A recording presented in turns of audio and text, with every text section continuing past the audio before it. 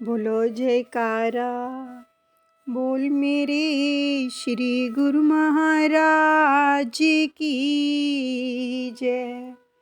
श्री परमहंस दयाल जी महाराज की जय।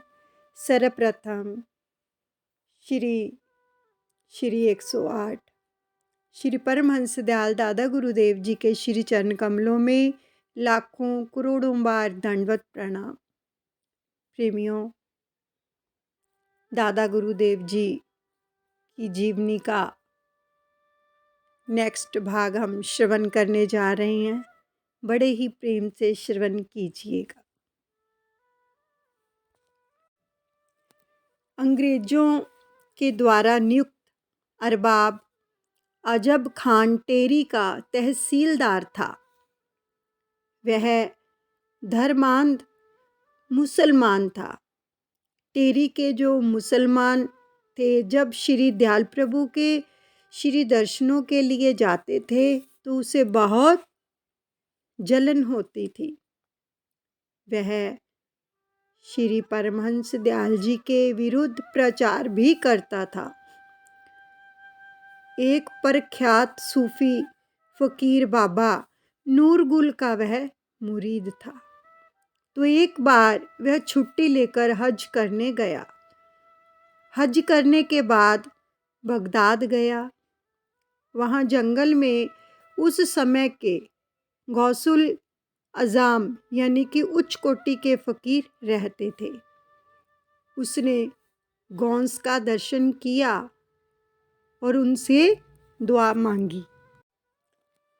तो फकीर ने कहा कि हम दुआ तो सबको देते हैं, परंतु तुम्हें नहीं देंगे। तुम हमारी प्रजा नहीं हो। हिंदुस्तान में जो शाही विलायत है उन्हीं से दुआ लो। ये उस फकीर ने उसको वचन फरमाए। तो अरबाब ने सचर्या पूछा, हजूर बताइए हमारे यहाँ शाही विलायत कौन है? तो गौन साहब बोले, तुम हिंदू मुसलमान के चक्कर में पड़कर दरिया के किनारे रहकर भी प्यासे हो। ये उन्होंने उसको वचन फरमाए कि तुम हिंदू और मुसलमान के चक्कर में पड़कर दरिया के किनारे रहकर भी प्यासे हो, क्योंकि वो दादा गुरुदेव जी के करीब रहता था। परमहंस अद्वैतानंद इस समय उन्होंने फरमाया कि परमहंस अद्वैतानंद इस समय हिंदुस्तान की धरती पर एकमात्र शाही विलायत हैं। अरबाब ने कहा, वे इस समय पक्षाघात से पीड़ित है। उस समय दादा गुरुदेव जी को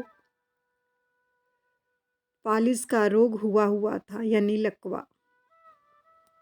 जब इतने बड़े महापुरुष हैं तो अपने को ठीक क्यों नहीं कर लेते, ये उसने कहा उस फकीर से। तो गौन साहब ने कहा, तुम क्या जानो, उन्हें फालिस वगैरह कुछ भी नहीं है।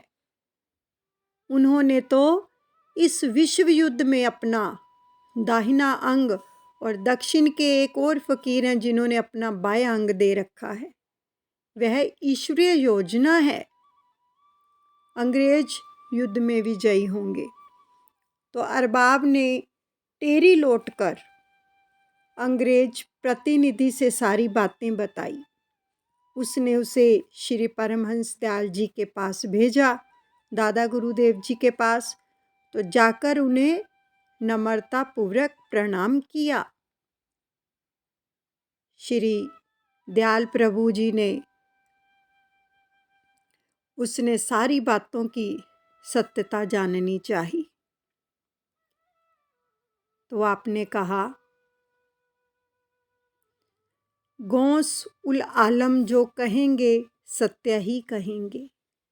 इतना कहकर श्री दयाल प्रभु जी पलंग से उठकर तेज चाल में दालान से टहलने लगे।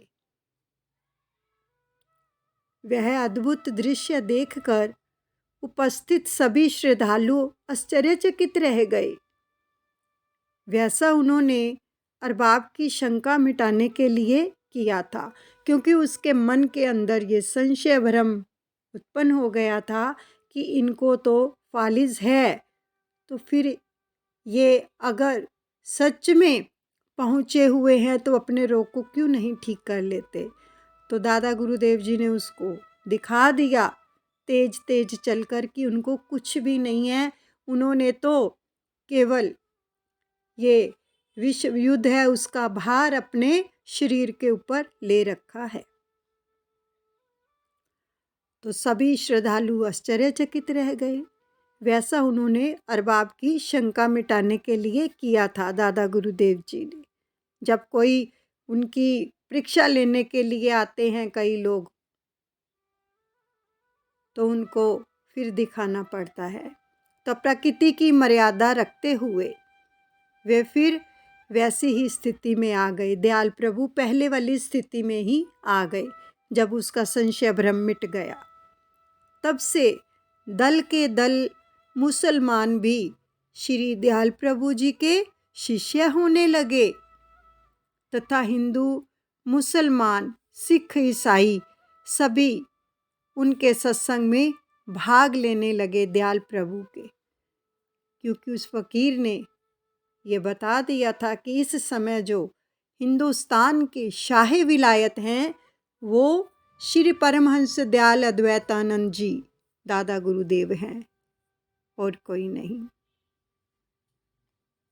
बोलो जयकारा बोल मेरे श्री गुरु महाराज की जय। श्री परमहंस दयाल जी महाराज की जय। इन सुंदर सुंदर लीलाओं को सुनकर अपने हृदय में धारण करें और दादा गुरुदेव जी का ध्यान करते हुए उनकी लीलाओं का आनंद लेते रहें। I love you, I like you, I respect you. Shri Paramhans Dayal ji bless you, bless you, bless you. All Gurmukh bless you.